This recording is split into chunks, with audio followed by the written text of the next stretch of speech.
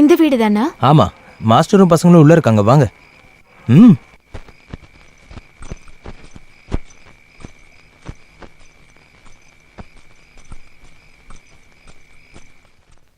உள்ள வாங்க.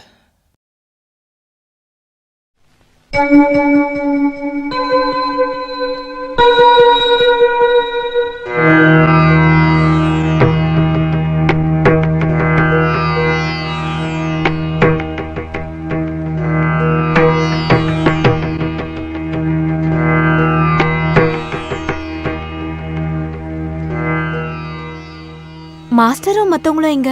உள்ள இருக்காங்க.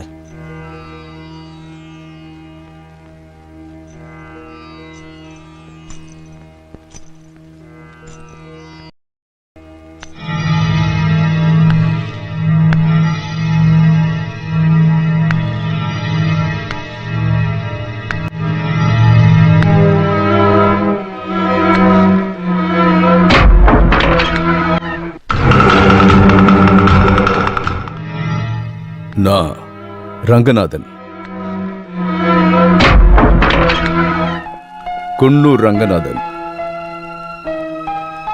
நீதானே நடன கவிதா? இல்ல, நான் ஸ்வப்னா.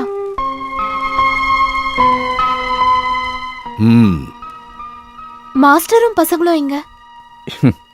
இங்க இருக்கிற மாஸ்டரும் பசங்களும் எல்லாம் நான் தான்.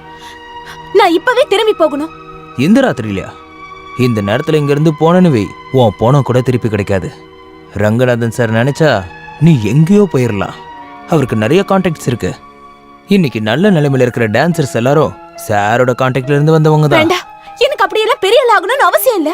என்ன திரும்பவும் வீட்ல கொண்டு போய் விட்டுருங்க. ஒரு ஆட்டக்காரிக்கு திமிரு இருக்க கூடாது.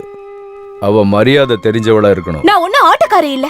ஆட்டக்காரினா பொய்யான பாவனை காட்டி நடிக்கிறவன்னு அர்த்தம் இல்ல. ஆட்டம்னா நடனம், நடனம் தெரிஞ்சவங்கன்னு அர்த்தம். நம்ம மதுரை கோவில் மண்டபத்துல உன்னோட நாட்டியத்தை பார்த்தேன். உன்னோட நடன திறமை ஆச்சரியமா இருந்துச்சு. நீ ஆடுற நடனத்தை நான் மறுபடியும் பார்க்கணும். அதுக்கு தான் நான் உன்னை இங்க வர வச்சேன். என்னோட நாட்டியத்தை பார்க்கணும்னா அடுத்த ப்ரோக்ராம் எங்கன்னு ட்ரூப்ல கேட்டு தெரிஞ்சுக்கோங்க. அங்க வந்து பாருங்க. குட், புத்திசாலி. உன்னோட திமிர் எனக்கு பிடிச்சிருக்கு. ஒரு கலைஞன்னா இப்படிதான் இருக்கணும். ஆனா பொது மேடையில ஆயிரக்கணக்கான மக்கள் முன்னாடி ஆடுற நீ ஏன் முன்னாடி மட்டும் ஏன் ஆட மாட்டேன்னு சொல்றேன்னு தெரியல எனக்கு. நான் ஒரு நடன கலைஞர் தான். அதுக்காக தனிப்பட்ட ஒருத்தருக்கு நடனம் ஆடி காட்ட நான் ஒண்ணு தேவதாசி இல்ல. சபாஷ். ஒரு ஆட்டத்துக்கு கிடைக்கிறத விட 10 மடங்கு பணம் நான் தரேன். ஏன் முன்னாடி நீ நாட்டியம் ஆடணும்? சொல்லு, எவ்வளவு வேணும்? எனக்கு ஒண்ணு வேண்டாம். என்ன போக விட்டீங்கன்னா போதும். அப்புறம் எதுக்காக நீ இங்க வந்த? சொல்லிதானே வர வச்சேன். என்னை பத்தி உனக்கு தெரியுமா? குன்னூர் ரங்கநாதனுக்கு சங்கீதமும் நடனமும் ஆத்மால ஒரு பாகம். உனக்கு அது தெரியாதுன்னா உதயா கிட்ட கேட்டு தெரிஞ்சுக்க. இதுக்கு முன்னாடி அவன் நிறைய பேர் இங்க கூட்டிட்டு வந்திருக்கான். உங்க முன்னாடி தான் கொண்டு வந்து நிறுத்த போறாங்கன்னு எனக்கு தெரியாது. ப்ரோக்ராம்னு சொல்லிதான் இவர் என்ன கூட்டிட்டு வந்தாரு. அவங்க சொல்றது உண்மையா? அது உண்மைய சொன்னா இவங்க வரமாட்டாங்கன்னு நினைச்சுதான். சரி, இவ்வளவு தூரம் வந்துட்டீங்க. வீட்டுக்கு கொண்டு போய் விட சொல்றேன். போறதுக்கு முன்னாடி உங்க நடனத்தை நான் பார்க்கணும். நடனம் ஆடிதான் நான் வாழ்றேன். அதுக்காக காசுக்காக நடனம் ஆட நான் தயாரா இல்ல. நில்லுங்க. ஆசைப்பட்டதெல்லாம் இந்த ரங்கநாத அடைஞ்சிருக்கான். ரங்கநாத பங்களாக்கு வந்த எந்த பொண்ணும் என்னை எதிர்த்து பேசினதில்ல, எதிர்க்கவும் கூடாது. நடனம் ஆட காலில் கட்ட சலங்க வேணும்ல, இந்த தங்க சிலங்கை. நீ ரொம்ப அதிர்ஷ்டசாலி. நடனத்தோட பாவனைகளை நல்லா தெரிஞ்சவ. அதுதான் என்னுடைய ஆர்வத்தை அதிகமா தூண்டிச்சு. இந்த சலங்கையை கட்டிக்க. தெய்வ சந்நிதியில நடனம் ஆடினாலும் தெருவில் நடனம் ஆடினாலும் நன்கொடையா கொடுக்கிற எந்த விஷயத்தையும் வேண்டான்னு சொல்லக்கூடாது. யோசிக்காத, கட்டிக்க. இல்லன்னா நீ இங்க இருந்து போக முடியாது.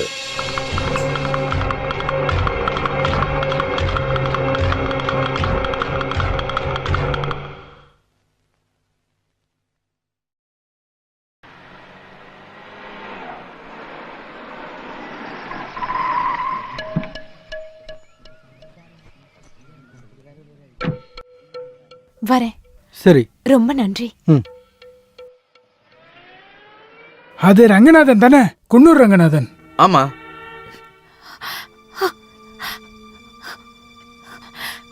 ஸ்ரீதேவி, அம்மாக்கு என்ன ஆச்சு? நேத்து ராத்திரி நீங்க எங்க இருந்தீங்க? அது நான் என்ன ப்ரோக்ராம்? நீங்க இங்க இருந்து போனதுக்கு அப்புறம் உங்க ட்ரூப்ல இருந்து ஒருத்தர் வந்தாரு.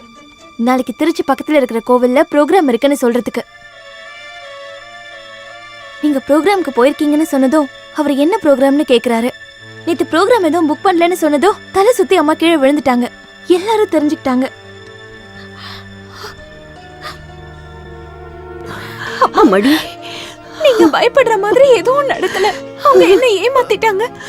அவன் ஒரு துரோகி. கடவுளே, நாங்க 3 பேரும் விஷம் குடிச்சு சாகணுமா?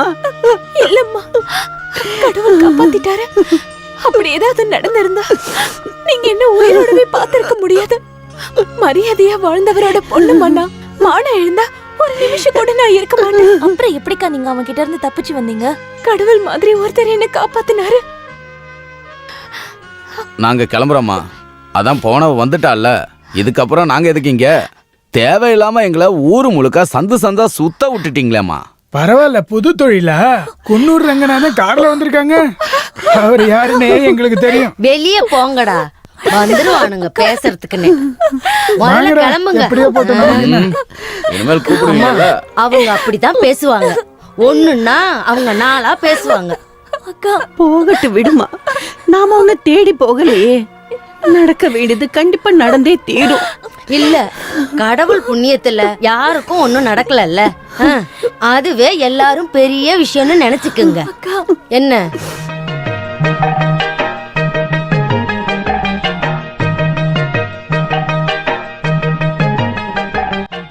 நிறுத்து.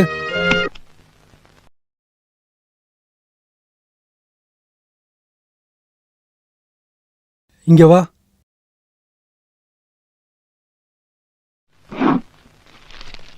இந்தா, உனக்கு கொடுக்க வேண்டிய சம்பளம். எக்ஸ்ட்ராவா ஒரு 500 ரூபா இதுல இருக்கு. தப்பா எடுத்துக்காத. இதுக்கப்புறம் இந்த ட்ரூப்ல உன்னை வச்சுக்க முடியாது. நீ இங்க இருந்தா இங்க இருக்கிற பொண்ணுங்கெல்லாம் கெட்டு போயிடுவாங்கன்னு எல்லாரும் சொல்றாங்க. நான் என்ன பண்றது? நீ தப்பா நினைக்காதம்மா. அன்னைக்கு நடந்த சம்பவத்தை தான் எல்லாரும் பேசுறாங்க. இந்த ட்ரூப்புக்குன்னு ஒரு மரியாதை இருக்குல்ல. இந்த நீ போலாம். வாங்க.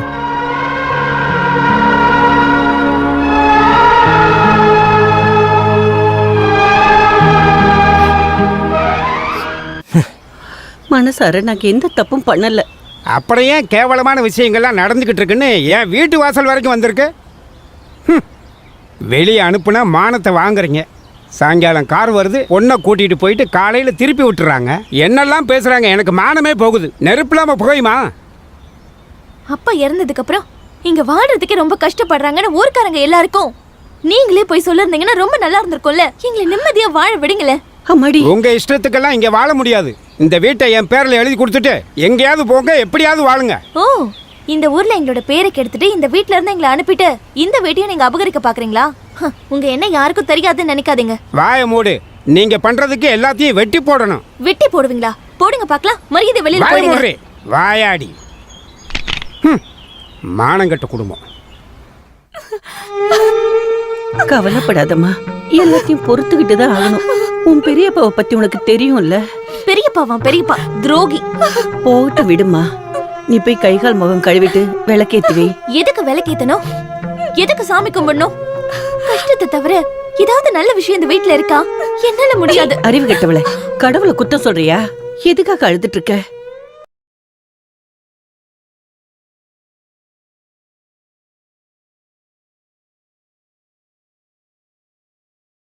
இப்படி எல்லாம் கடவுளை குறை சொல்லக்கூடாது. ஒரு வழி அடைச்சா இன்னொரு வழி திறக்கும். அங்க நகை வரதட்சணை எதுவும் வேண்டாம். நல்ல குடும்பத்துல பிறந்த அழகான ஒரு பொண்ணு தான் வேணும்னு நாங்க ஆசைப்பட்டோம். மாதவ அண்ணனோட மூத்த பொண்ணுன்னு தெரிஞ்சதுக்கு அப்புறம் நாங்க எதுவும் விசாரிக்கிறதுக்கே இல்லை. இனி முகூர்த்த நாள் குறிச்சா போதும். அடுத்த மாசம் நல்ல முகூர்த்தத்தை பார்த்துட்டு கோவிந்தன்ட்ட கொடுத்து அனுப்புறேன். அப்படியே ஆகட்டும். சரி, நாங்க கிளம்புறோம். ம். ஆ.